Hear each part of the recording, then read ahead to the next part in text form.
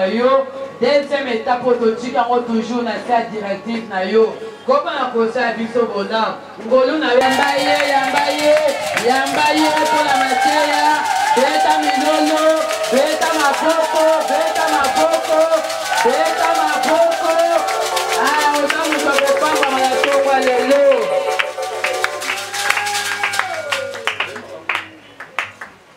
Bakabis na yoko bungisa te pendant que bazo eba biso na adoration. Merci à tout mon frère, c'est lui de t'adorer, mon roi.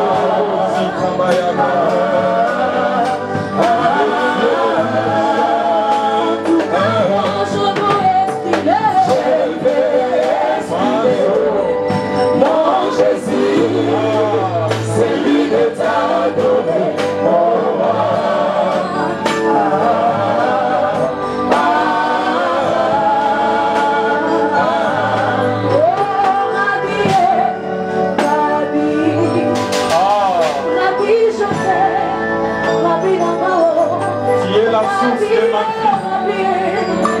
La raison de mon être, c'est toi. Sans toi, ma vie n'a pas d'avenir. Ma vie n'a pas de sens. Ma vie, je t'aimerai.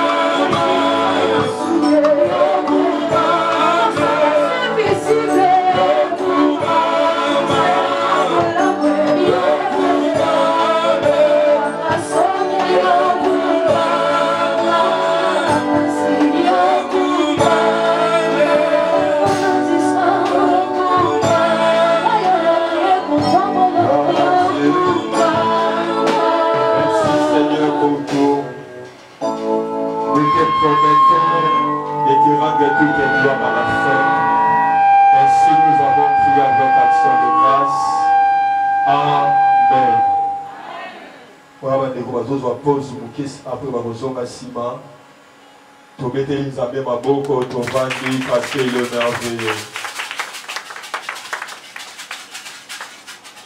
Na kanisa itozobete la nzambe Maboko.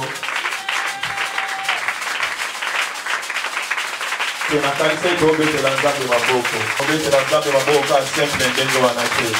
Est-ce que ma maman va mettre dans les lolo, les lolo à équiper? bazawa te. Tozosala moko na Nzambe. Bapesanga leso moko babadiso eza mpo na Nzambe esalango bien.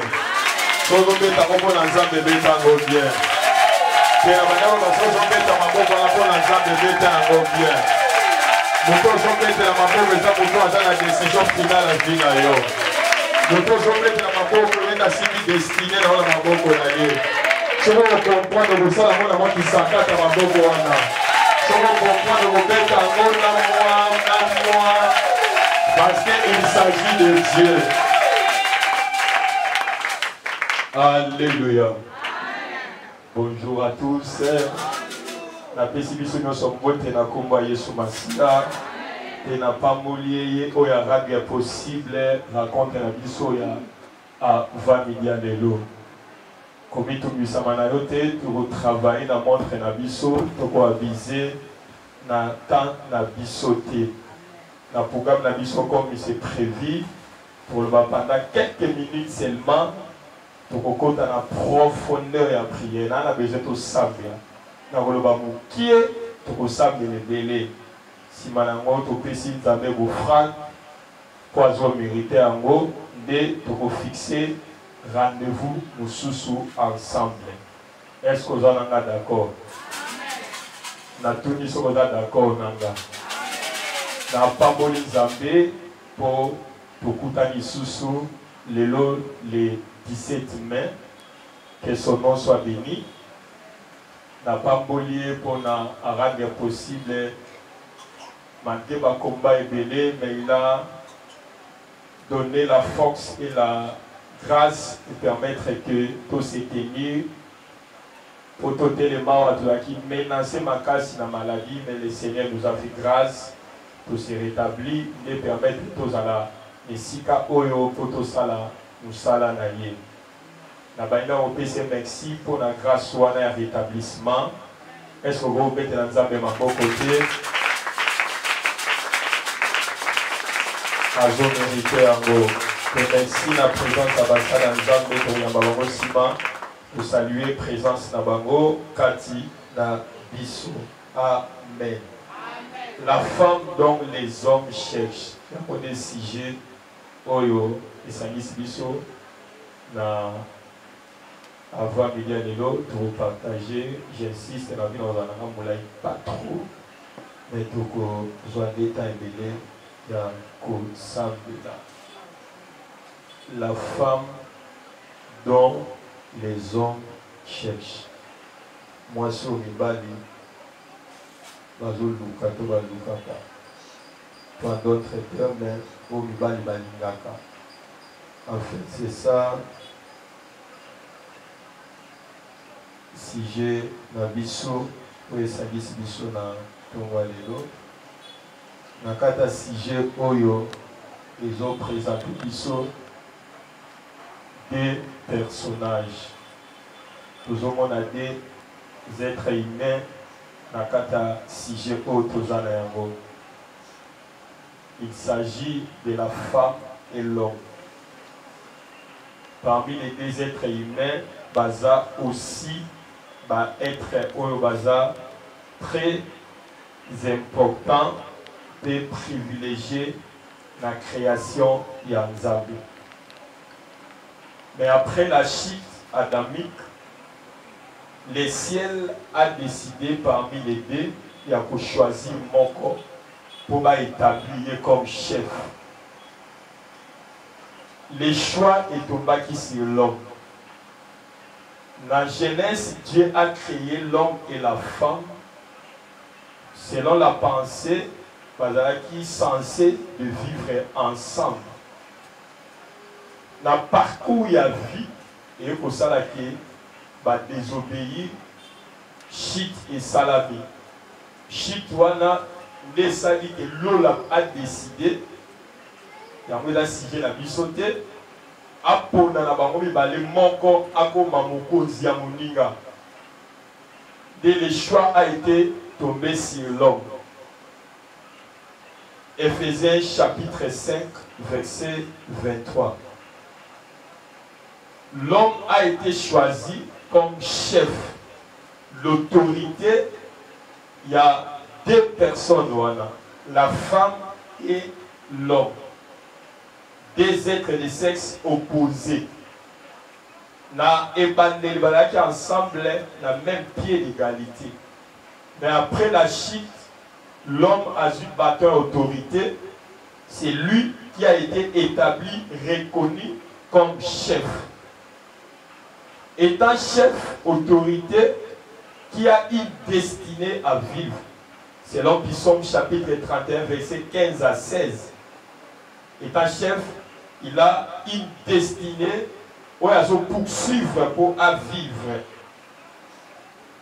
Il a besoin de quelqu'un pour tenir compagnie.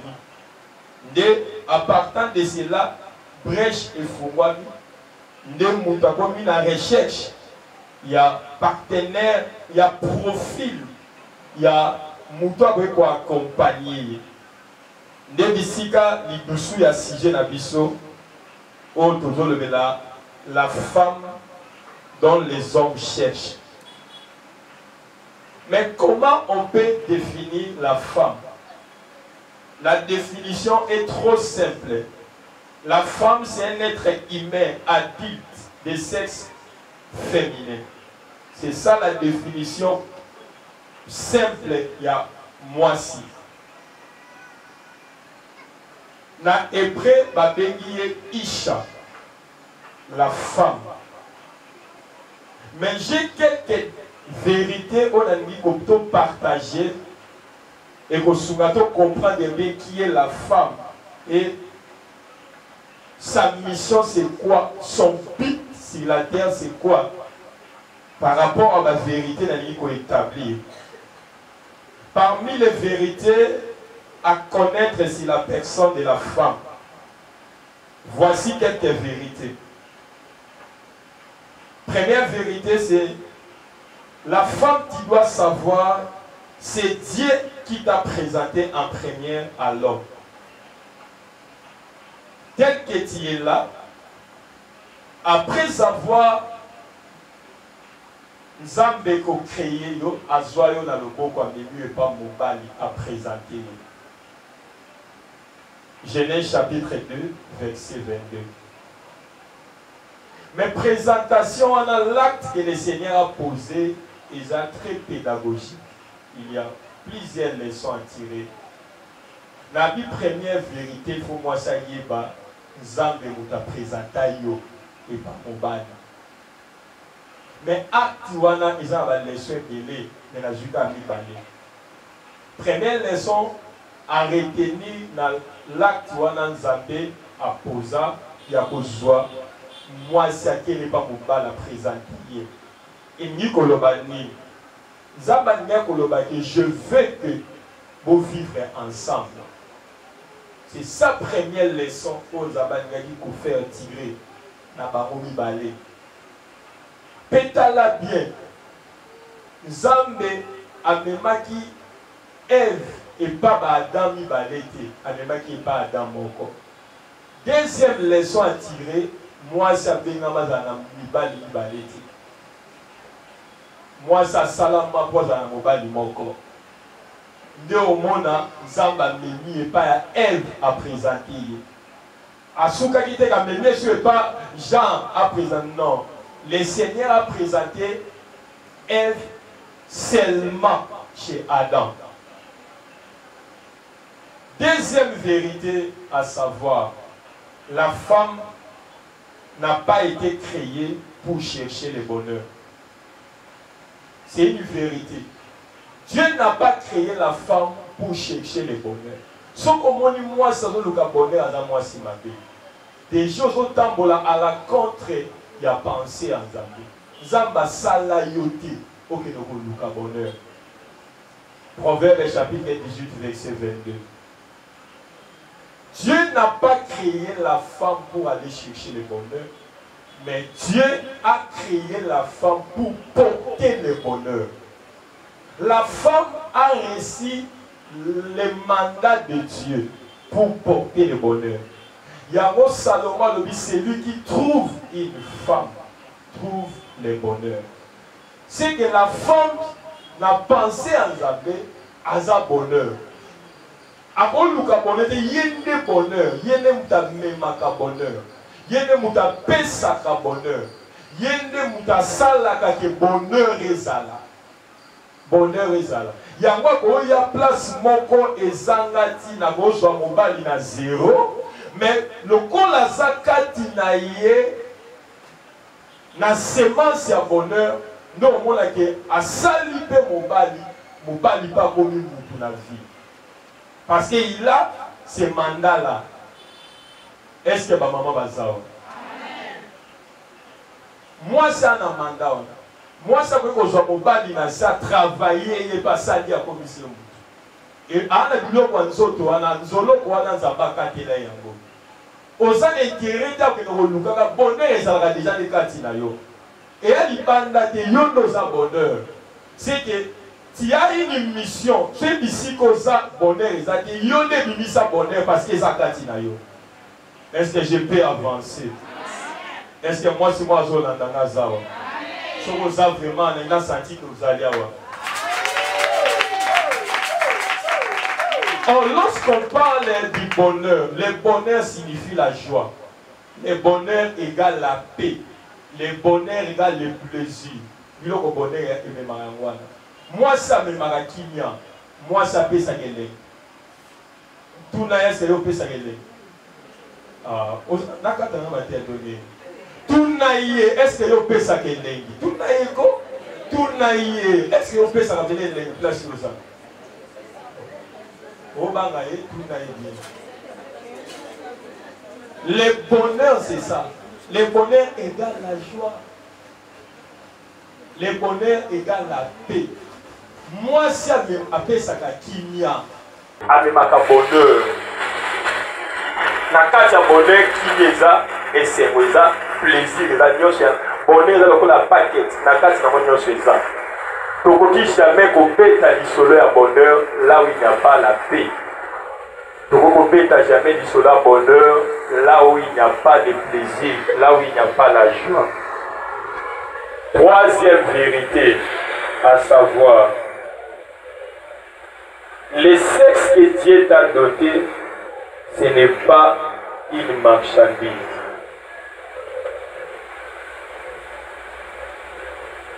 Un instrument de plaisir dans le cadre du mariage et de procréation. Zamba sali au moins si appelé sur sexe et comme marchandise, on est à côté kaka yango. Il a la marchandise. Il a la marchandise. Il y a un tungo la qui pour d'autres moyens sur la marchandise. Zamba sali au marchandise. Ok, nous avons voilà combien? Ok, nous avons non, c'est pas ça. Est-ce que moi, c'est mon savoir? Amen. Est-ce que nous avons avancé? Amen. Et le nous avons avancé. Sexe, soit les marchandises. Ok, nous avons un iPhone. Ok, nous avons pour $50. Pour les marchandises. Genèse chapitre 1, verset 28.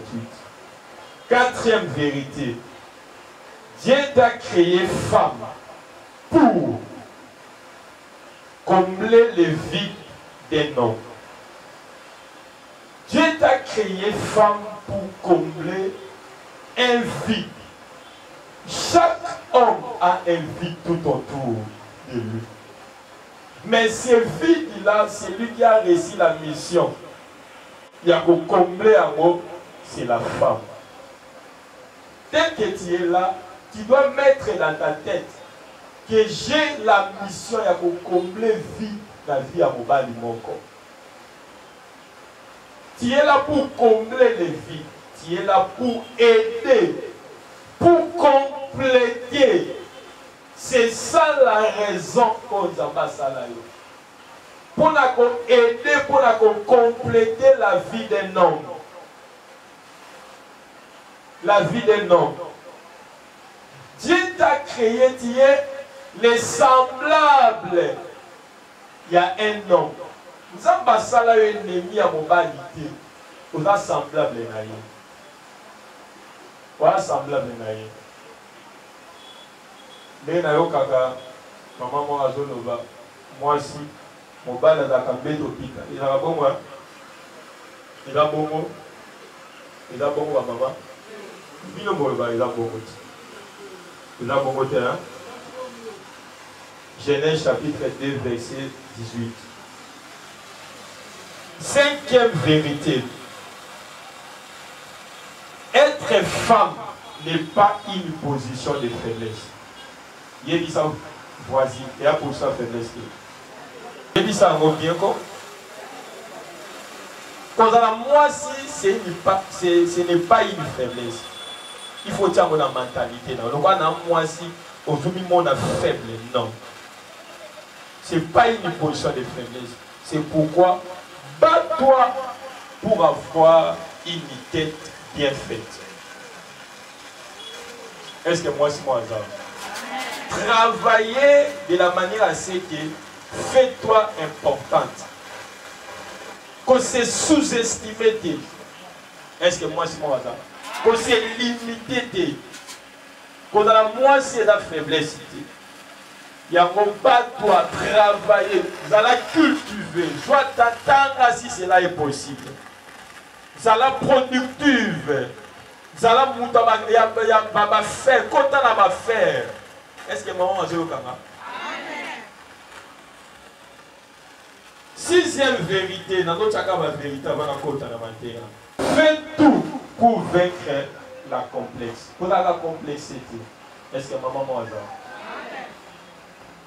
Fais tout étant femme pour vaincre la complexe. Il y a infériorité et la supériorité.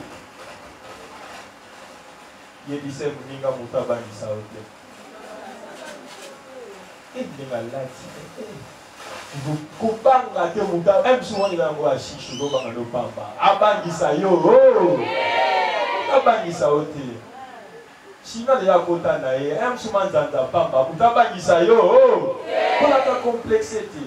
Ce qui a les qui ont un mouillot, les qui ont ce qui a les qui ont un mouillot, les qui ont comment vous avez complexé pour l'année?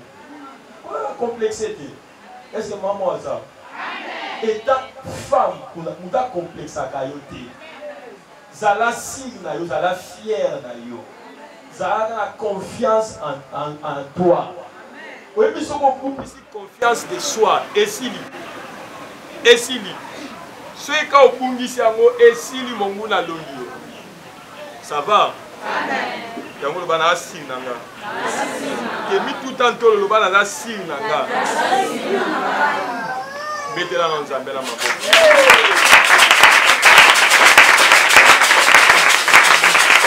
Amen. Nanina peut ça maintenant les trois types de la femme que vous avez directement à bien mater.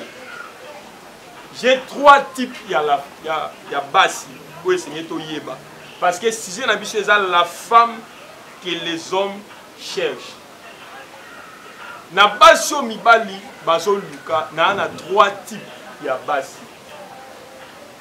Parmi les trois types, premier type, il y a Bassi. Bango, les femmes de plaisir. Les femmes de plaisir. Premier type, il y a Bassi, les femmes de plaisir. Les femmes de plaisir, et ça, genre, il y a Bassi Oyo, qui aiment trop staffer. Elles travaillent plus pour l'attirance. Pour l'attirance. Dans le bango, chaque fois, maman, à un certain niveau, moi aussi, à travers pour l'attirance. Mais comme à un niveau, moi aussi, à travers sur l'attirance, mais à travers pour pleurer. Ça va? Premier type, dans le béli, les femmes de plaisir.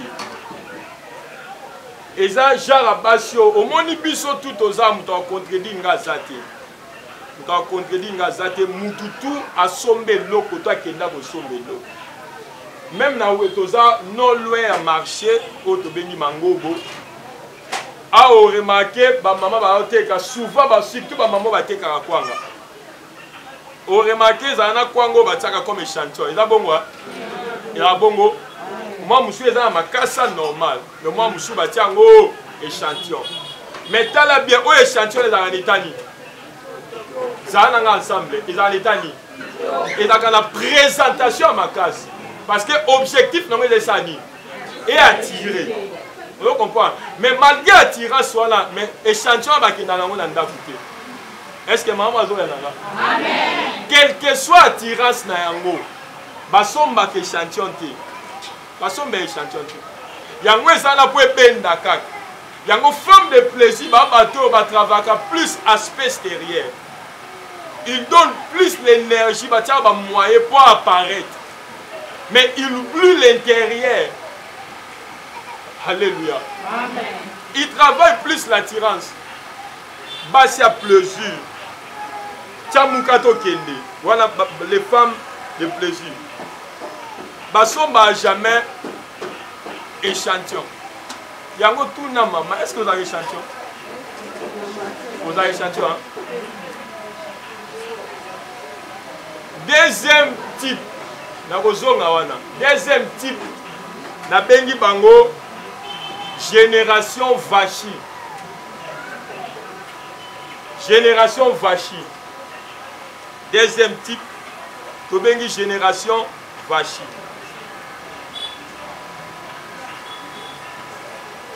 Esther chapitre 1, verset 9 à 12. Génération vachi, et sa génération, et sa genre de catégorie à basi, oyo baza belle de figure, belle de taille, ba baso baza mayele, ba ba moyen, mais ba manquer loko moko. Les caractères. Les caractères. Tala bien, son tangi dans Esther chapitre 1, verset 9 à 12. Vous remarquez le bi vachi, azalaki belle de taille et de figure. Aki moi si kito. Génération vachi et la génération basi oyo, baso compter trop na taille na bango. Baso compter trop na être na bango, na beauté na bango. Na beauté na bango. Alonga kuna ke na ye, ngana mwasi balinganga. Génération fachi yango wana. Baza trop orgueilleuse. Génération fachi et la génération basio ba kontaka plus na taille, a côté na beauté na ye. Mais côté caractère, zéro. Zéro. Génération vachi, femme impolie, têtie, orgueilleuse, insolente, hypocrite, qui pie. Génération vachi, bangwana. Génération vachi, bangwana. Na kitoko. Donc, pour naïe kitoko naïe, ils annonce. En beauté, ils ont encore la fleur. Et si la air encore, ça va. Quand la maman, beauté si là. Même la Bible dit la beauté est vaine. Et si là, il y a un pépé qu'on a là et qu'on l'éca. Et qu'on l'éca. Est-ce que je peux avancer? La beauté attire, mais c'est le caractère qui maintient. Quand il travaille la beauté, on sait bien, j'encourage ça. D'ailleurs, calamité peut encourager les sous. Et quoi attirer. Mais beauté est maintenant dans mon bal du bébé dans moi cité. Et maintenant, parce que on a la seule belle fille à mon été. On a la seule. C'est sur le pick-up, mon bal à Zalati Gana pour la beauté, on s'est trompé. On s'est trompé. Parce qu'il y a qui toko les cailloux bazana c'est na moyo. Bazana c'est na moyo. Il y a monde de commandement de moi si travailler beauté zala kitoko mais zonga kakati na yota la caractère. Génération fachi comme na uti koloba, baza génération baso baza trop si na olo baza. Mais na ngina bisayo aucun homme supporte une femme impolie. Aucun homme. Mon bali, mon côté supportant, moi, ça c'est impoli. Azate. Azate. Attends, mon tapoussou, pas avoir à ma titi. Na mis sur mon moto, bon, on est comme ça dans la valeur. Mais ce que moi, si on est impoli, à supporter, à aucun homme supporte une femme impolie. Aucun. Aucun homme. Aucun homme supporte une femme impolie. Des fois, plus souvent, on te confondre la présence à mon bali physique, il y a une présence totale à mon bali. Et puis, il y a un passe que je suis il va y déjà qu'à la 5e, c'est déjà. Donc, quand ça, on s'en a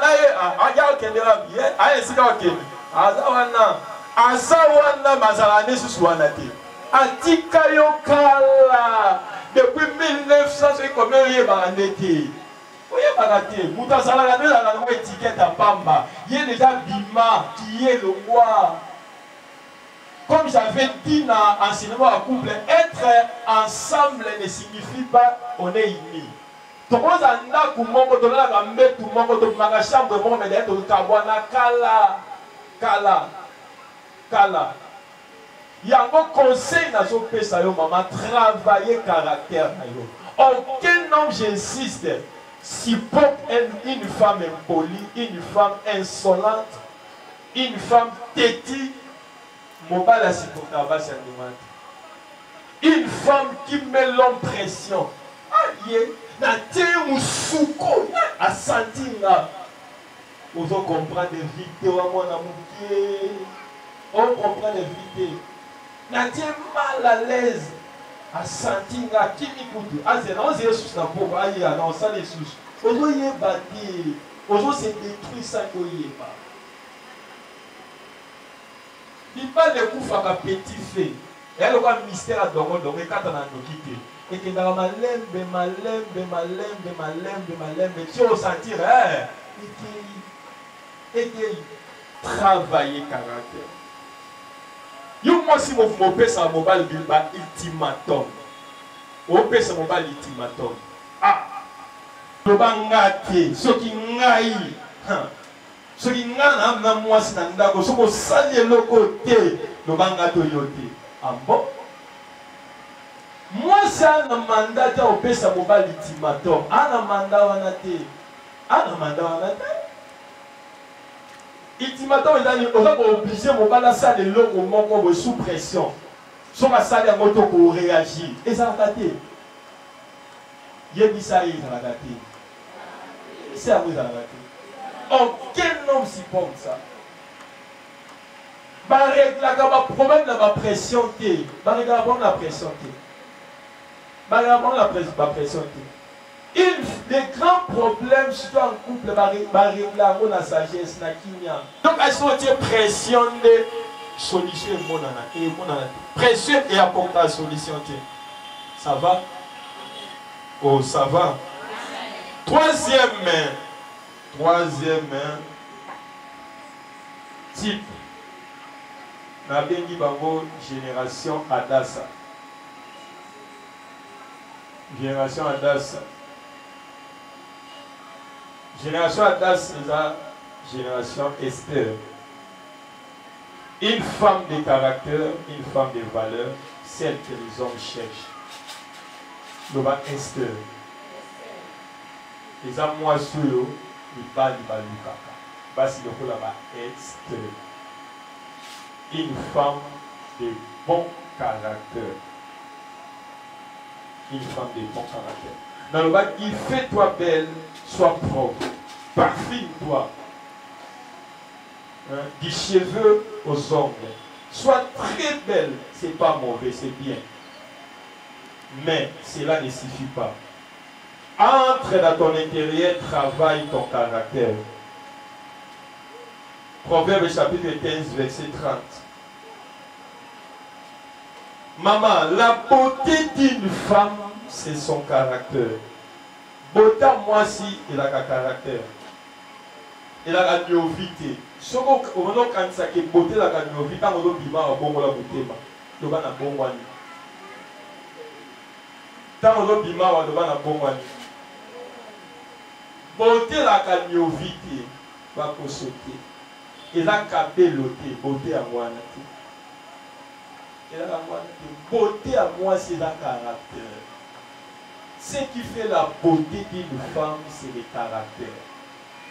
N'a pas ce exemple mon Nazi vert, coco vert, hein, en vert. Il y a qui toko, mais ils ont ma foute à sardine, parce qu'on a été à moté. Nazi maille à ma ligne, na tienne à quatre. Na pisse. Nazi ma coco en plastique. Il est propre. Il est propre, il est neuf. Na tienne de ma ligne, na pisse. Oh, mais la maille n'a pas connu. Pardon? Oh, mais on a dit beauté avec on a dit quoi? C'est y a des caractères ma vie. Est-ce que moi je parle là? C'est y a des caractères. Au moins, malgré tout ce qu'il y a au moins, on peut supporter zéité. Malgré la présentation là bien. Mais là, les locaux ils ont frappé, ils ont tiré. Caractère à moi. Nous avons tiré les caractères. Mon père il y a la place à se sentir à l'aise. Alors que la mission. Alors ils ont tué là. Quand tu as un caractère à malamu. Mon père il y a se sentir à la roi place à Vandi. Avec le royaume, nous avons réuni, nous avons fait ça, ordre déjà respecté. L'homme aime comme ça. Cela dit, l'homme il va mon père il a dit moi si je suis quitté naïe. Si vous avez quitté naïe, beaucoup vandate. Na royaume moko bakumba la kami balete. Ezalakate, ezalakate. Soit dit moko ko kita moko ko tikala. Oh, qui t'a pas maman travailler caractère na yo. O ko makanzoto ke no ko somba ka nyovi, o somba ka meka kopo tenise longi ezana tina te. Tenisa de motema, o lo tenise longi na yo. La beauté d'une femme c'est le caractère. C'est le caractère. Attends la ti ma paix, mais son caractère bien il va la rolanda yo. Attends la ti versa ce caractère de la lamouté, mon ba rolanda versa ça pas petit caillou. Si les locaux comme mélange c'est d'abord le caractère l'intérieur. Tout travailler l'intérieur la biseau. L'intérieur la biseau. Est-ce que je peux avancer? Tout en allant nous Esther chapitre 2 verset 10. Na ben on a moulaïté. Na la vraiment moulaïté na la plutôt sambela. To sambela. Tout en après c'est ma verset mingi maintenant on t'a la Esther chapitre 2 verset 10 si on peut se tenir debout pour honorer la parole de Dieu. Un bon lecteur à mon son avis sur l'auditoire. Esther chapitre 2 verset 10. Esther ne fit connaître ni son peuple, ni sa naissance, car Mardochée lui avait défendu d'en parler. Bandela. Esther ne fit connaître ni son peuple, ni sa naissance, car Mardochée lui avait défendu d'en parler. Car Mardochée lui avait interdit. Merci, on peut nous rasseoir, on peut tenir ma demande ensemble.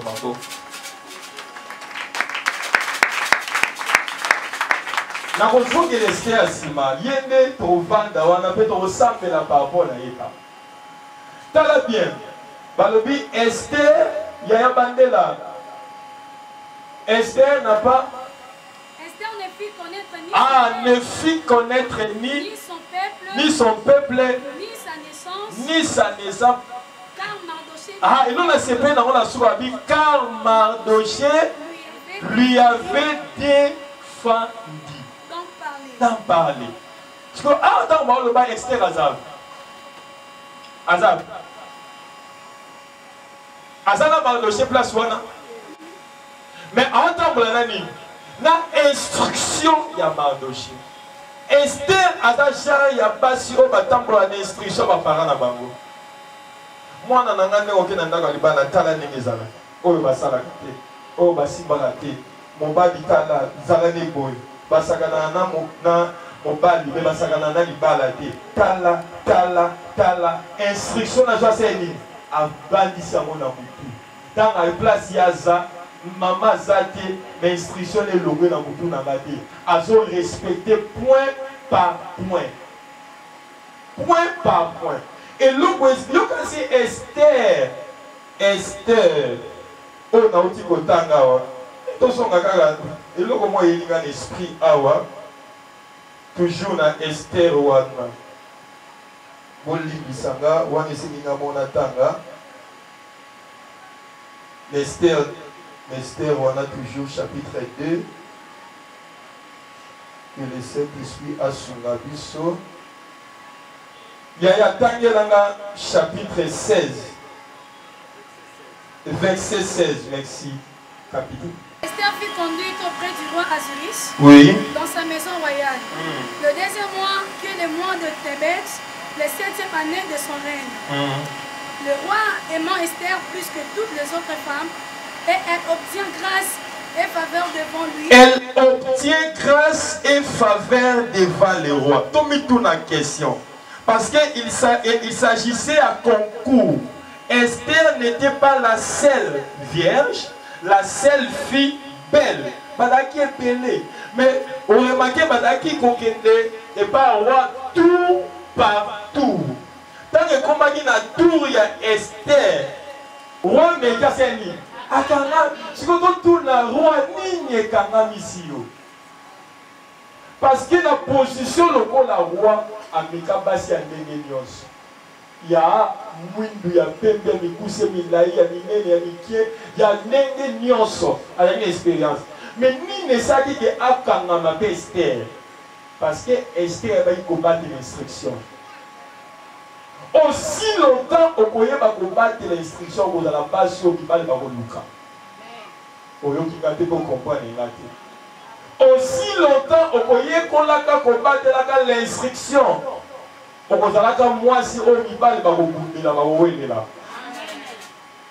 ce qui est rare, il a produit à Nîmes.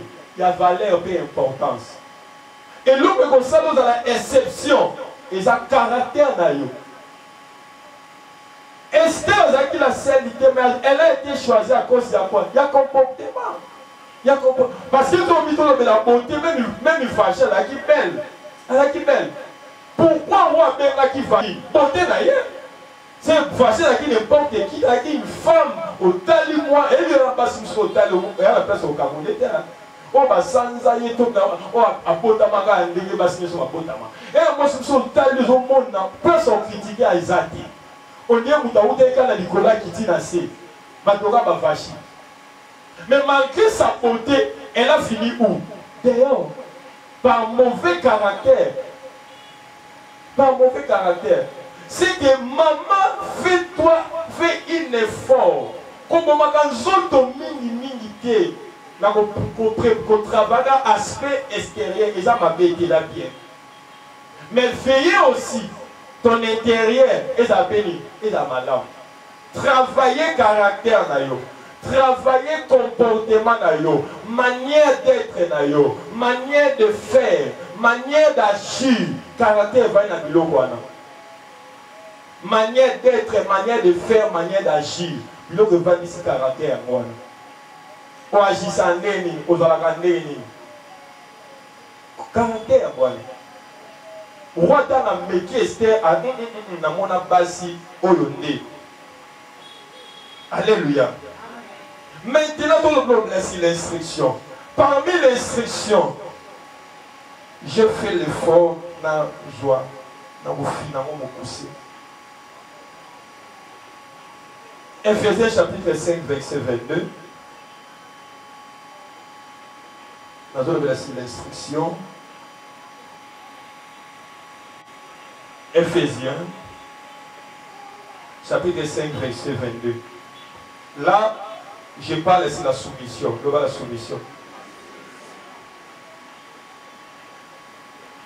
Parmi l'instruction à retenir pour être une bonne femme que les hommes cherchent. Profil.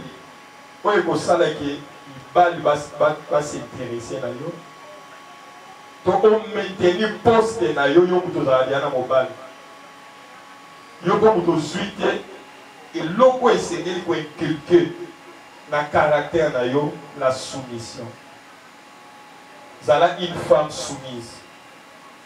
La soumission c'est quoi? La soumission c'est reconnaître les pouvoirs. C'est reconnaître les pouvoirs de ton mari, de ton homme, et l'accepter, c'est ça la soumission. On reconnaître l'autorité à mon bal. C'est soumission à quoi? Qu'on reconnaître, qu'on accepter à Dieu. Voici les œuvres de la soumission. Dans la soumission, il y a le respect, il y a l'obéissance, il y a la considération. Une femme soumise respecte. Une femme soumise obéisse. Une femme soumise considère. Si on ça considérer mon balité, à respecter, c'est la soumisité. Quand on est soumis, on respecte. Quand on est soumis, on obéit. Quand on est soumise, on considère. La considération est ça qu'on soit mobile comme roi. Il y a un moment où Sarah, Abraham, Seigneur. Et ça, considération. À on considérer. On considère mon bal de tête et là. Il faut manier aux autres traiter à se sentir honoré. Dans la réponse au Pesakaye, dans la gisement au Salakaliboso, et ça va preuve à considération. Ma preuve à considération.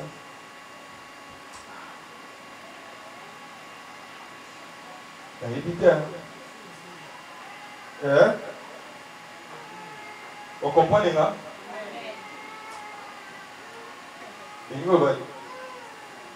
Hein?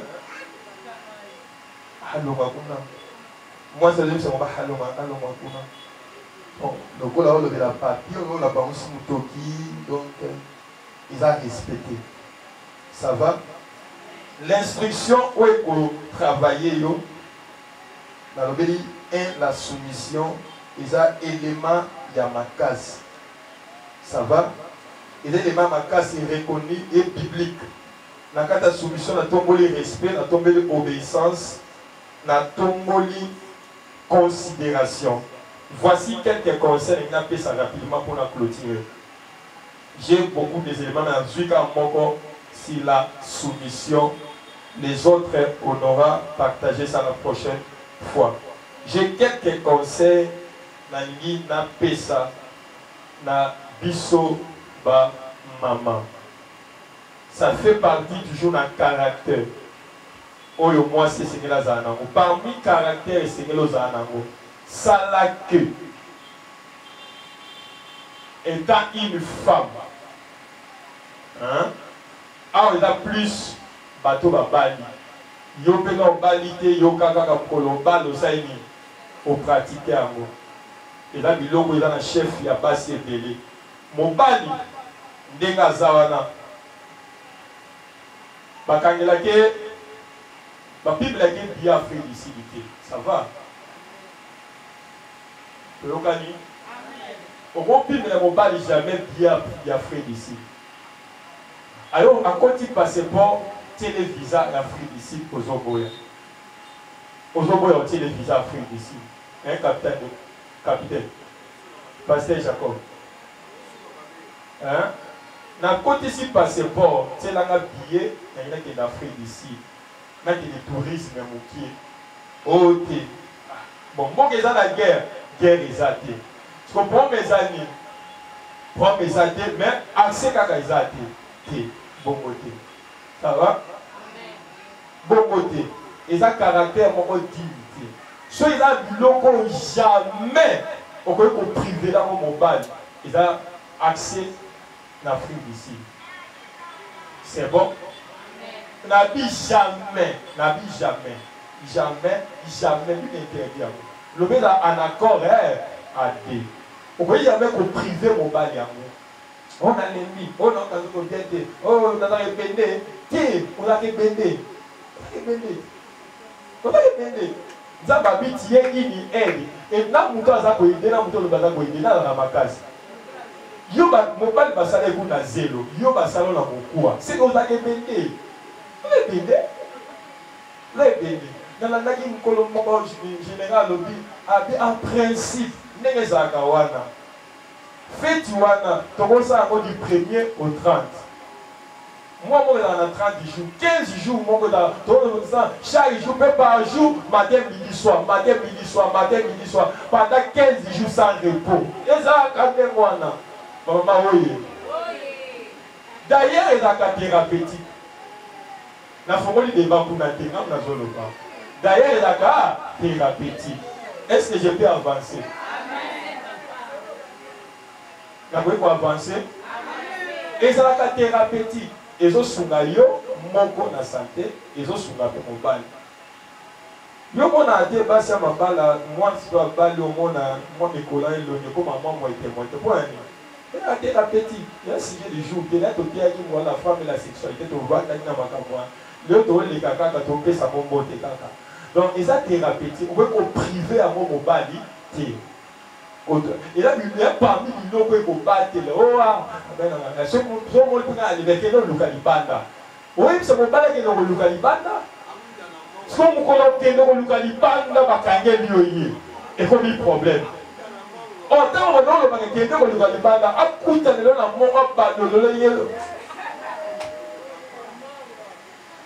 on a là pour rouler la Mounogwana. Et puis Mounogwana, on va aller à Mounogwana. Et ça, jamais on peut vous priver. Dans le Bible, jamais. Ça va? Deuxième, battez la mounogona. C'est bon? Maman, battez la mounogona. Yo, moi, ça, li bala, ça l'a comme on retiré. Yébaka ni na goloba, ni na goloba. Ça a la discrétion. Ça va? Ça a discret. Moi, si. Azaka polo oh obetaka nyonso lobaka nyonso obimisaka nyonso non ozo sa crédibilité ali ya libala na yo pe ya personnalité na yo valeur a mutu ezalaka lorsque aza na secret mutu azanga secret azalaka so na valeur te. Est-ce que mutu moko comprendre nga soki ozangi secret nde so na vandi nayebi a z ya vie na yo seke oasi na valeur te. Et donc, ça a valeur dans ce quand tu exposes tout de toi, de ta maison, tu n'es plus digne. Ça va. Ça va. Fais tout. Quel que soit, ça va toujours nous redonner. Ça va nous retirer. Il n'y a pas ni na koloba, ni na koloba.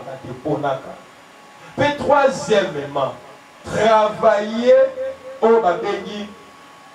Nakati ya monoko na kosana eloko mwa esprit interpelenga yango. Nakati ya omondenge tovandaka na relation. Aucun homme azanga défaut na se na moyo azalaka te. Azalaka te. Yeba mobali nyonso na oteya ba mama na okotela ba na koatake toujours ba mama. Pona yo ngaka koatake ba molo bila biba ana na auditoire mibali te. Na objectif na ngeza na oteya ba mama. Ça va? Il y a toujours bien fait. Il y a papa qui dit non à maman. Aucun homme n'a parfait. Dans la ligne témoignage, il y a couple mon comme Alobi Boy. Alobi est arrivé qui n'a parcours na biso.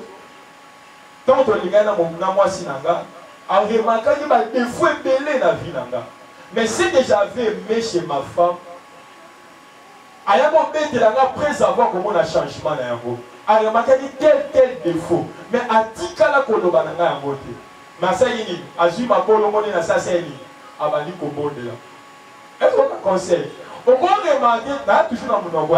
On peut remarquer défaut mon pas partenaire dans mobali na yo.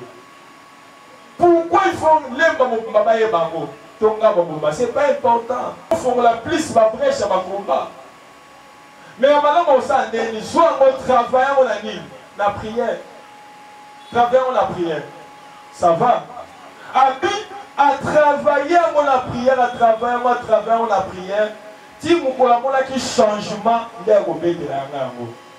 moi j'ai toujours dit, la prière c'est une machine de changement, machine de transformation de vie. Au moins il faut faire une machine de poussière. Pour ça la prière est ça.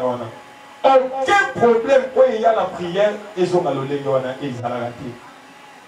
Quel que soit le problème, on dans la libala, Zala moi ça m'a bonne délire. Ça va. Ça va. Zala moi ça m'a bonne délire. C'est un gars qui n'a pas personne. Sagesse. Sagesse, c'est la capacité pour aider on résout des problèmes dans moins de bruit. Ma bruit moukier, mais ma résultat est béni, il y a changement. Ça va. Troisième, travailler cuisine. Ça va. Travailler cuisine. Et là, il y a comme ça, il ne faut pas développer mon bal sexe, cuisine. Quand on dit sexe, on a la chambre. Quand on dit cuisine, il y a que ça.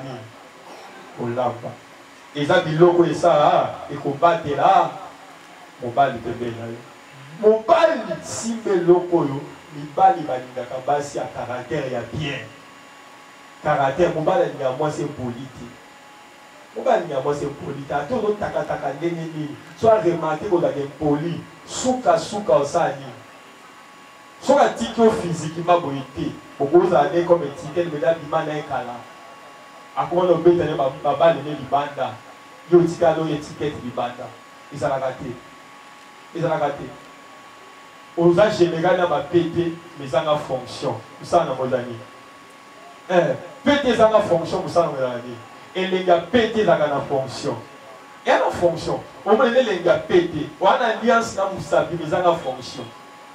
Alliance, on a pété, mais ça fonctionne. Mais on a dit. Mais ça qui fonctionne. Mais ça, l'alliance, il y a une fonction ici. Et là, ça fonctionne. Si la alliance, à papa. Mais important, c'est que nous avons une alliance, mais ça qui fonctionne. Mieux beaucoup dans une alliance, mais ça fonctionne. Mais l'homme qui peut fonctionner dans le caractère. Caractère qu'on batte là, que mon bali atikala, bébé là. Est-ce que c'était un bon hasard? Ou est-ce que c'était un bon hasard? Mais la telle différence est Esther dans Vachi, dans Moni Vachi, caractère est dans ma vie. Et lui, ma caractère m'a fait il a fait le envoûtement. Mon peuple, mon diable a soufflé à nos vies. Et puis c'est dans le loco, diable a combattu avec une dernière énergie, il a dit bana. Diable a une ma balle est dans la kimia. Est-ce que vous en avez ensemble? Nous allons Yahweh. Oh, maman pété bien, le bas Yahweh. Melo. Quand on a zombé à ma boque. Vous avez faible ma case.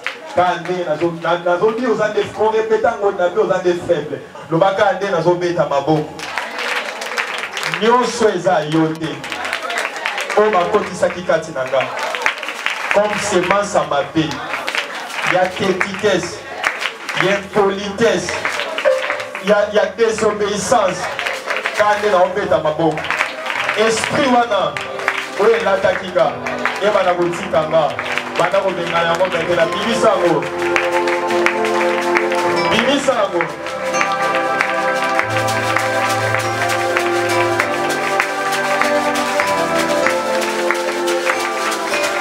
matin quand on faible bimisa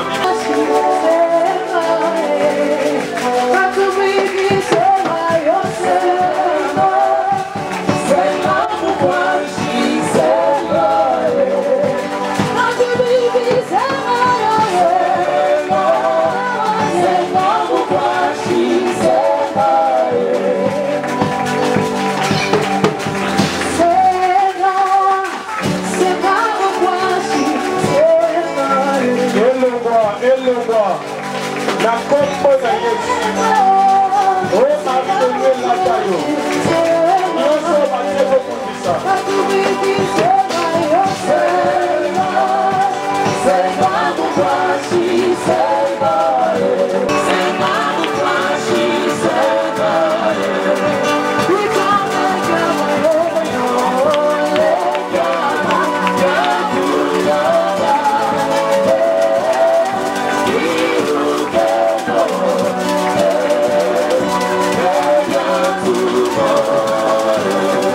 We're gonna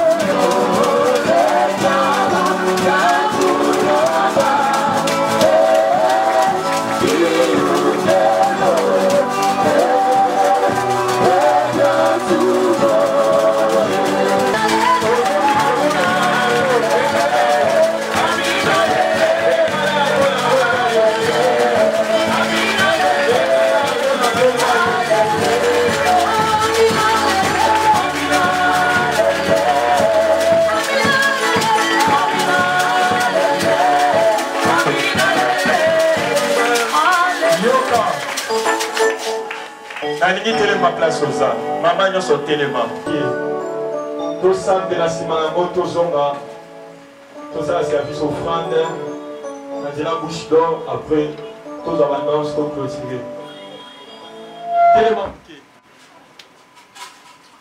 telema wana bacaprice ya technique telema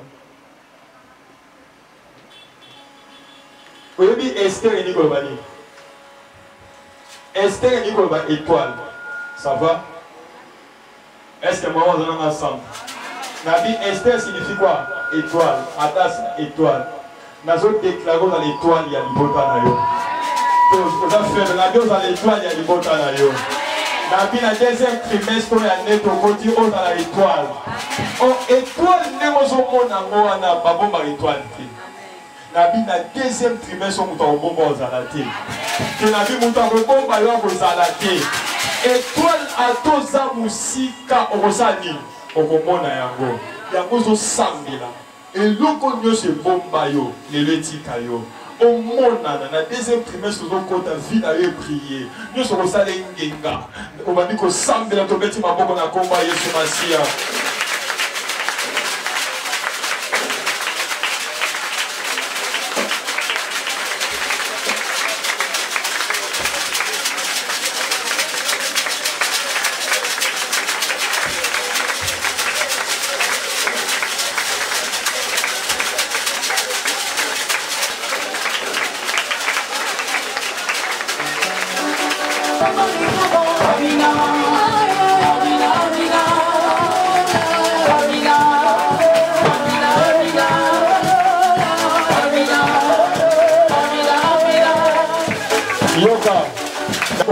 la pour mobali na yo nyonso eza nzambe to balakisi mo soya ba comportement ba caractère ozo remarquer na vie ya mobali na yo oyo eza malonga te ekola ba mvutuma ekola ba taka ozo sambela ozo longola semence nyonso ya mabe oyo kaka kotisi na vie ya mobali na yo yo tobala oyo na lupo bani nanu te soki oza fiancé déjà ozo sambela mpe mpona fiancé na yo soki aza nanu te ozobenga ye par la foi tobandi kobondela na kombo ya Yesu Masiya bondela mpona mobali na yo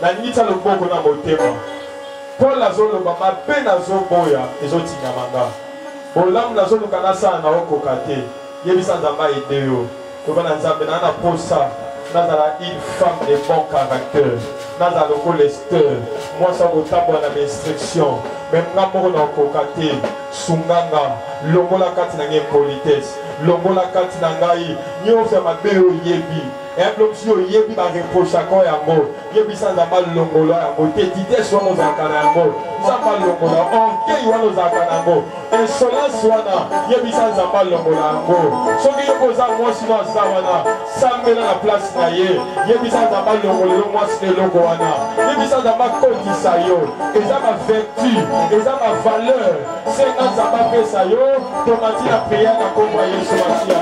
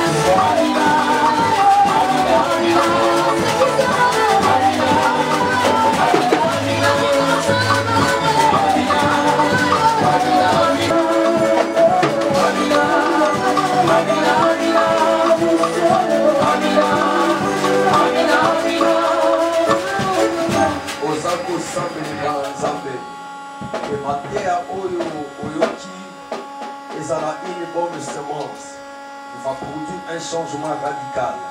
Comme ma repentance. Et puis ça nous a mis sungangai. Vraiment, nous avons bima. On a su awa, na appliqué yango et mon pali nangai, fiancé nangai. À mon accueil, il y a un changement qui vient de commencer dans ma vie. C'est là c'est combien de temps de prions le Seigneur.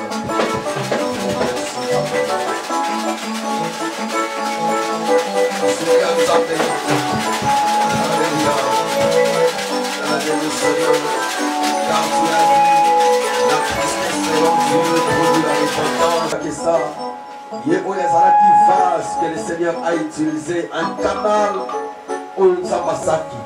Dans mon sali pour la commémorer la biso, ils ont une bonne sémence qui va restaurer, changer la vie de plusieurs. Et à cela, gloire et bénis encore ce canal, ce vase que tu as utilisé, afin que Seigneur, à la prochaine occasion, tu aies la dimension kolika oyo na kombo na Yesu. Mon pepepe ma yele nyonso ya molili et kotelema contre cette grande vision, ezala mosika na kombo na Yesu. Tikala tata biso bana na yo, au nom suprême et glorieux du Christ de Jésus, nous t'avons ainsi prié. Amen.